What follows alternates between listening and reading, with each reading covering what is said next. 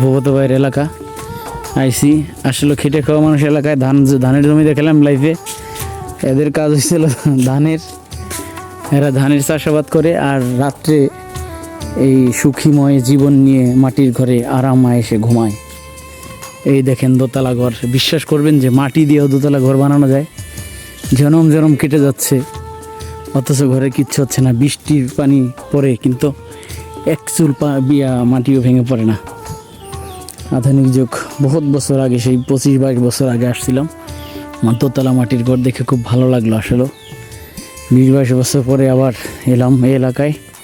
তখন ছোটো ছিলাম, এতটা বুঝি নেই। তখন তো আধুনিক যুগ ছিল না, ডিজিটাল যুগ ছিল না, মোবাইল ছিল না। দেখেন কি সুন্দর মাটির ঘর, গরুর ঘর। এই যে ফুফাতো ভাই বড়টা, এখন মেজোটার কাছে যাচ্ছি। প্রায় 25-30 বছর পরে দেখা হবে। দেখি ফিলিংসটা কীরকম।